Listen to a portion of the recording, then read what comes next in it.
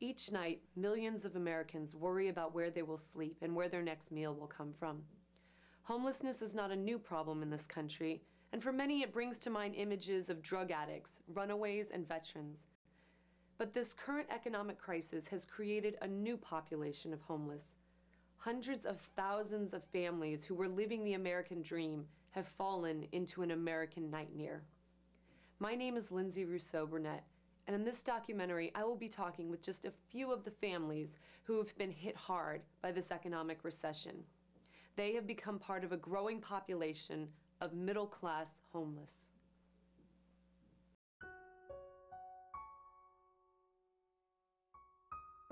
I'm a trained teacher, and I worked for an elementary school.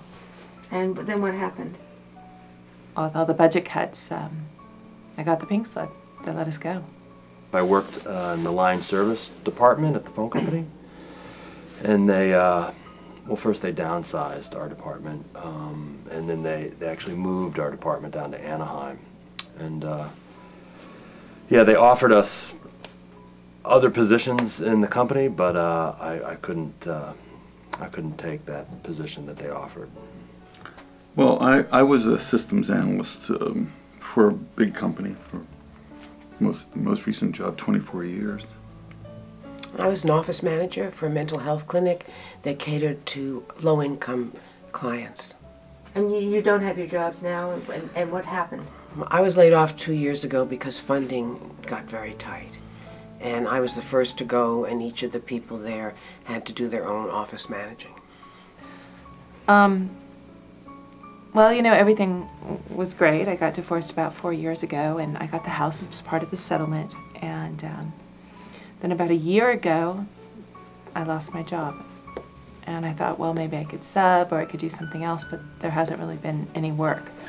And it's really hard because if I try to find work and it goes past the 3 o'clock, then I got to pay for childcare, which is about $10 an hour, and then it's hard that I'm kind of working for nothing.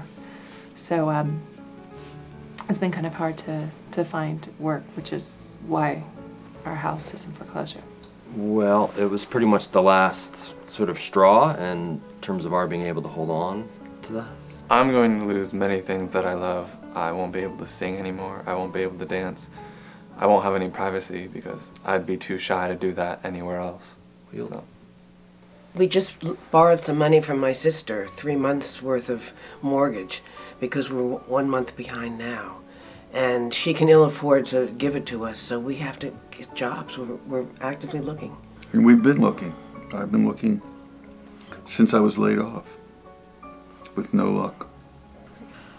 I used to be a paralegal, and I worked in a nationwide, well-known law firm in the financial district. And I made pretty good money. And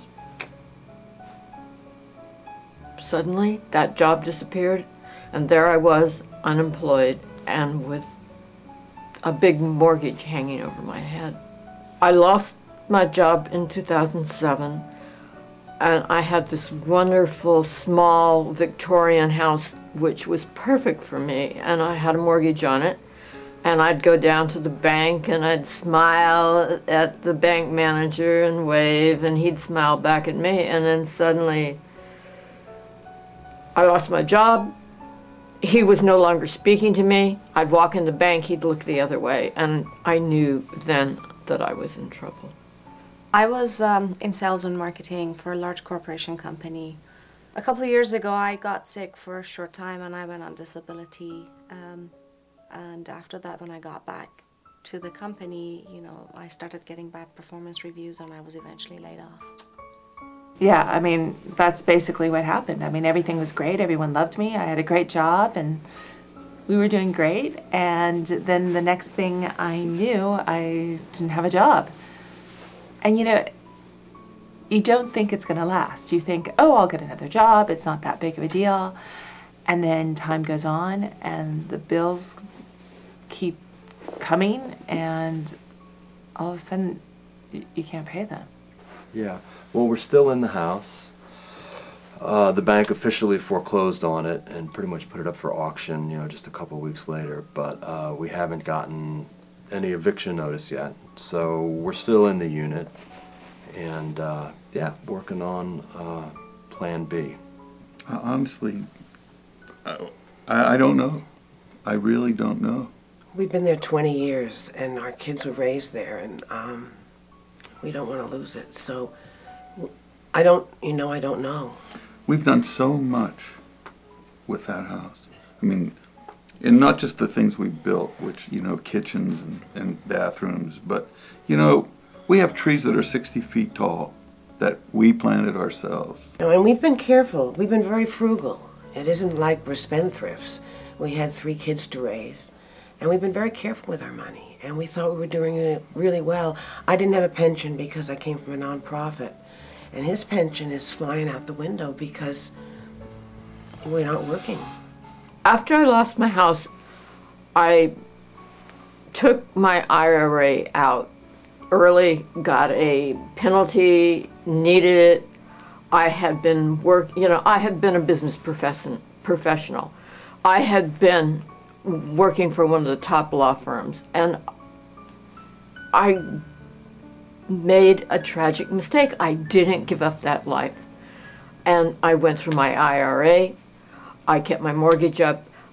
My IRA is gone. I kept going to the theater. I kept eating out. If I had to do all over again, I just would have gone to the bottom line and started living like a church mouse, but I didn't because, you know, you're used to being a middle-class professional. So then what happened was that the balloon payment arrived and I lost my home. Okay, we're going to be talking to Tony Fitzgerald today, who's a financial expert. So what I'd like to start off with is asking you, what type of experiences have your clients or people in workshops had?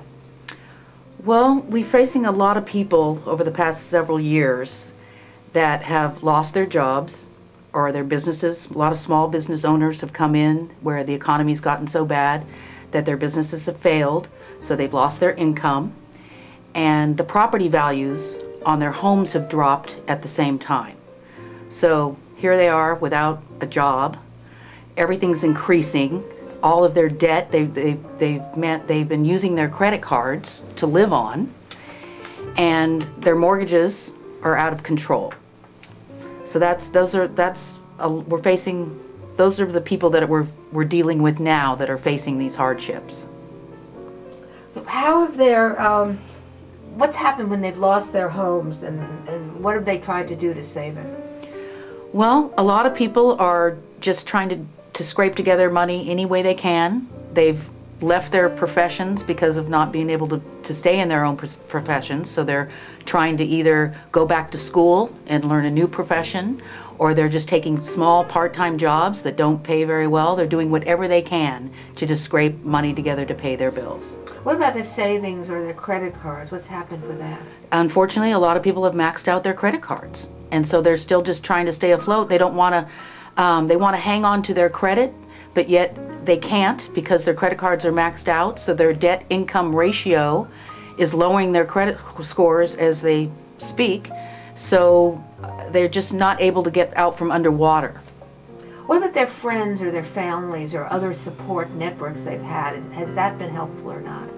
Some people have family that have been able to step in and help out and maybe pay a couple months mortgages for them or whatever to keep them from losing their houses. People sympathize, but they really don't understand what they're really going through. Some of these people have lived in their houses for over 20 years or maybe even from the time they were a child. And they have pets that it's really difficult for them to move with pets.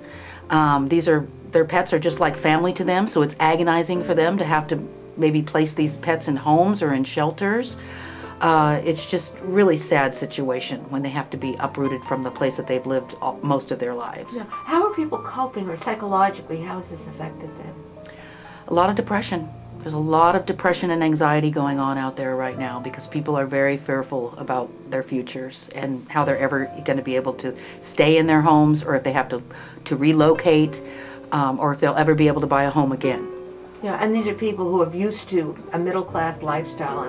Absolutely. They had thriving businesses, but a lot of the rents on their offices got so high that they could not afford to the upkeep or the overhead on their businesses, so they had to completely walk away from their businesses and completely start over. What do you think we should do as a society to help people in this situation? Well, I get that question a lot. And it's on my mind a lot, and I even lay awake at night thinking about what we need to do, because so many people have been affected by the recession. And first of all, I think that we need to get back to a cash-only society. I mean, we've just gotten out of control with credit cards and interest rates and even mortgages that have terrible interest rates on their loans. We need to start getting back. If you can't afford it, don't buy it. Put away some cash. We should have at least 3 months rent or mortgage payments in the bank for emergencies. So people need to start saving whatever they can and start putting a little bit away so that when they lose their job or extra bills hit, they have an emergency fund. We've gotten away from that. Also, if you have credit cards, this is a big problem. Obama has started to work with the banks and the credit card companies so that they can't just charge us whatever they want and all these ridiculous fees and high interest rates. People are used to only paying the minimum payment. That is so dangerous but it's psychological. When that bill hits, they're going through hard times and they think, well, I can get away with only paying the minimum payment. That's all I'm going to pay this month because that's all I have. Well, eventually, nothing is getting bought down on whatever you've borrowed. You're only paying the interest. Same with these interest-only loans. I believe that interest-only loans or adjustable rate loans should be illegal. The lenders should be responsible when the market value drops, not the borrowers. Because the borrowers can't control if a market value drops. I know people where the market value has dropped over $200,000. So their loan is completely out of whack and they can't even sell their house because they can't get what it's worth. What about the corporations? Is there something that they might do privately to help people in the homeless situation? Corporations? Yeah.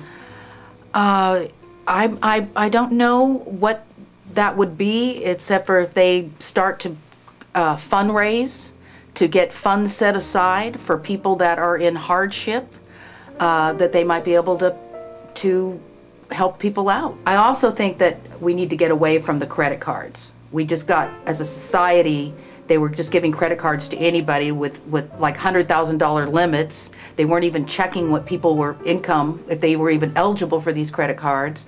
And then they're only paying minimum payments, so nothing's getting paid down. So I suggest either cut up your credit cards, or if you have a credit card to keep good credit standing, pay it off every month. Don't pay interest. Interest is what's keeping everybody in poverty.